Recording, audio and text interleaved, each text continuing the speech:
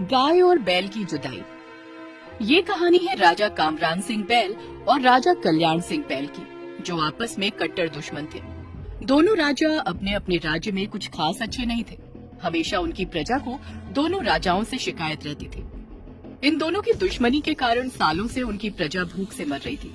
एक तरफ राजा कल्याण सिंह बैल का राज्य था और दूसरी तरफ राजा कामरान सिंह बैल का राज्य, और दोनों के राज्यों के बीच में एक नदी थी, जिसके पानी के लिए दोनों हमेशा लड़ा करते थे। ये नदी उन दोनों की दुश्मनी का कारण थी। राजा कल्याण सिंह बैल कहता कि नदी मेरी है और राजा कामरान सिंह बैल कहता कि नदी उसकी है। लेकिन सालों से दोनों की लड़ाई के चलते वो नदी किसी की भी नहीं हो सकी थी। दोनों के राज्यों में खेत बिना पानी के सूखे से बंजर पड़े थे। राशन और अनाज का एक दाना भी नहीं था, जिस वजह से दोनों की प्रजा को अपने अपने राजाओं से हमेशा शिकायत रहती है। राजा जी, पूरी प्रजा अनाज और पानी के बिना मर रही है। आप हमारे राजा हैं, अब आपको ही इस बात का हल निकालना होगा।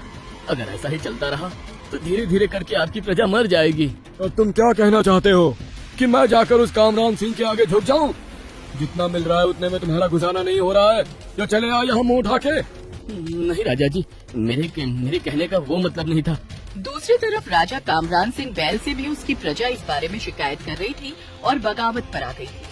अब तुम क्या मुझसे बगावत पर आ जाओगे? एक एक की गर्दन कटवा के फेंकवा दूंगा। तुम जैसी नीच प्रजा के लिए अब मैं क्या उस कल्याण सिंह के आगे झुक जाऊं? ऐसा कभी नहीं होगा। मुफ्त का तुम्हें जो कुछ भी राशन मिल रहा है, चुपचाप से उसे खाओ और यहाँ से दफा हो जाओ। नहीं महाराज, हमारे कहने का ये मतलब नहीं था। हमारे कहने का मतलब ये है कि अगर आप राजा कल्याण सिंह से समझौता कर लें तो शायद इस बात का कोई हल निकल जाएगा और दोनों तरफ से प्रजा भूखी और प्यासी नहीं मरेगी।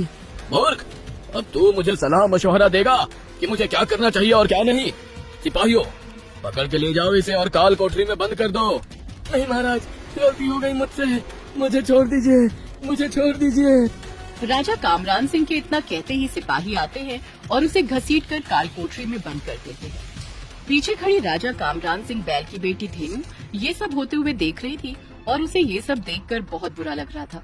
माँ, आखिर पिताजी ये सब क्यों कर रहे हैं? मुझे बहुत बुरा लग रहा है। कहीं न कहीं प्रजा भी अपनी जगह पर सही है, गलत नहीं है। बेटी, जानती हूँ ये सब गलत हो रहा है, लेकिन राजा के सामने किसी को भी बोलने का हक नहीं है। और सारे फसाद की जड़ तो वो नदी है, जिसको लेकर इतनी लड़ाइयाँ हैं। अगर उस नदी का समझौता हो जाए, बंजर जमीन को पानी मिल जाए, जमीन उपजाऊ हो जाए, जब उसमें फसल हो जाएगी, फिर भूखमरी भी खत्म होगी और प्रजा को भी पीने के लिए पानी मिल जाएगा, तब जाकर सब ठीक होगा। लेकिन ये तभी मुमकिन होगा जब दोनों राजाओं की दुश्मनी खत्म हो जाएगी। इनकी कट्टर दुश्मनी ने एक दिन सबको ले डूबना है। धेनु कुछ सोच में पड़ जाती है और सोचती है कि अब उस नदी को देखने वो जरूर जाएगी। फिर एक दिन की बात है, धेनु अपनी सहेली के साथ नदी देखने जाती है और नदी देखकर बहुत हैरान रह जाती है, क्योंकि नदी और नदी का बहता पानी इतना खूबसूरत था कि वो देखकर ही उसमें खो जाती है। हाय, कितनी सुंदर नदी है और इसका बहता हुआ पानी, मन करता है बस इसको देखते ही रहो। देखो तो, इसमें मुझे अपना रंग रूप बिल्कुल आईने की तरह साफ दिखाई दे रहा है। हाँ धेनु, बहुत ही खूबसूरत नदी है, लेकिन इसकी सुंदरता को देखकर हम हमेशा थोड़ी ना यहाँ बैठे रह सकते हैं। बहुत देर हो चुकी है, अब हमें घर चलना होगा, नहीं तो तुम्हारे पिताजी तुम पर बहुत गुस्सा करेंगे। हाँ, तुम सही कह रही हो, चलो अब घर चलते हैं। धेनु और उसकी सहेली घर वापस जा ही रही थी कि तभी उन्हें नदी के दूसरी ओर से किसी की आवाज आती है। धेनु ने पीछे मुड़कर देखा तो उसे कोई ऐसा दिखा जिसे देखकर वो अपने होश खो बैठती है।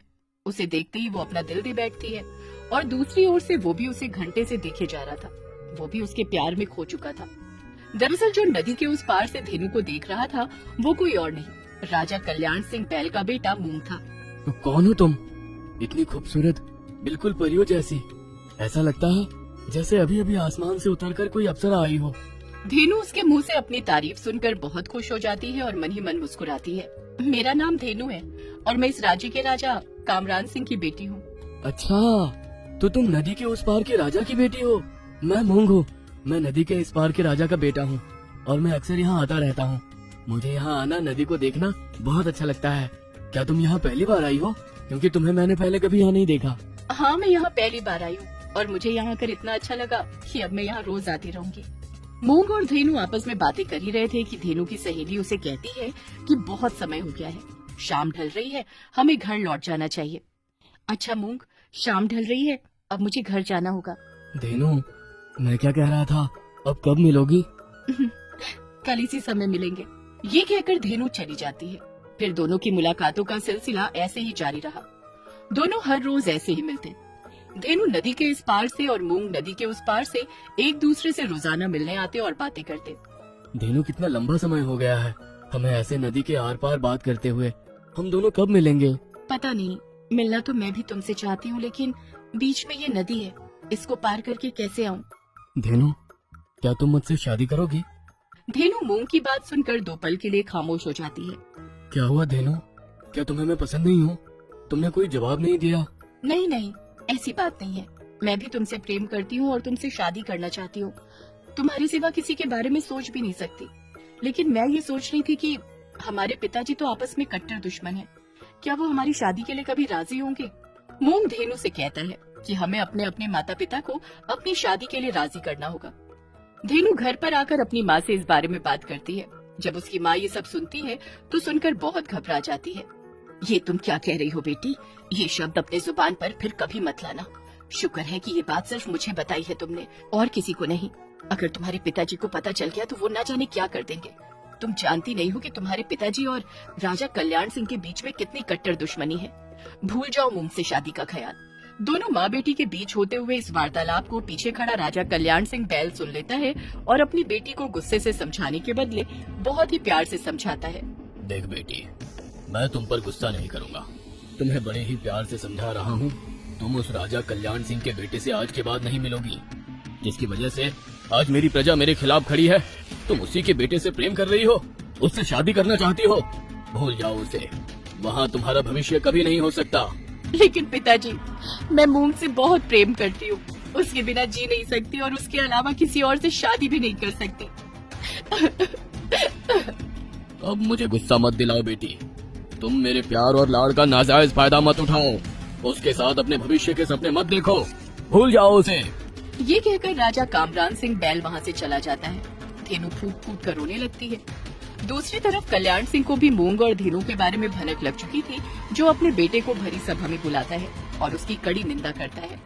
मैं तुम दोनों के प्रेम की कड़ी निंदा करता हूँ।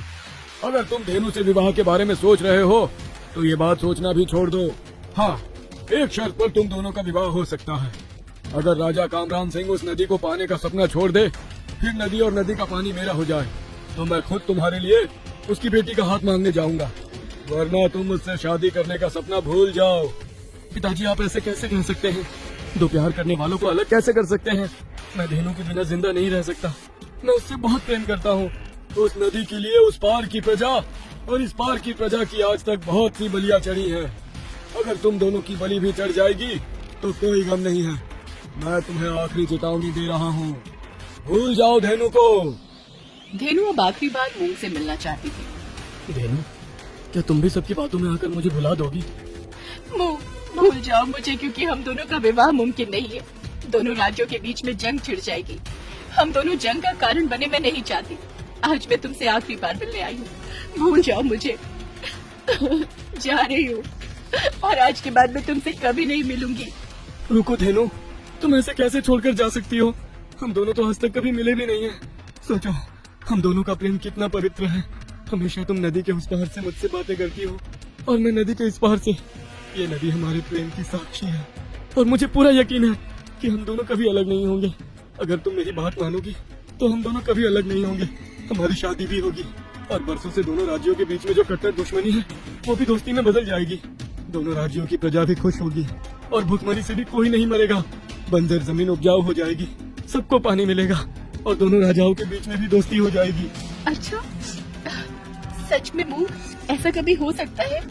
ये दुश्मनी खत्म हो सकती है और हम दोनों का प्रेम सफल होकर विवाह में बदल सकता है? हाँ, बिल्कुल हो सकता है, लेकिन जैसा मैं कहूँ तुम्हें वैसा ही करना पड़ेगा।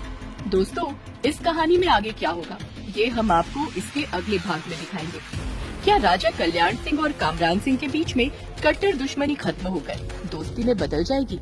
दोनों राज्यों की प्रजा को जो अपने अपने राजाओं से शिकायतें हैं वो खत्म हो जाएंगी?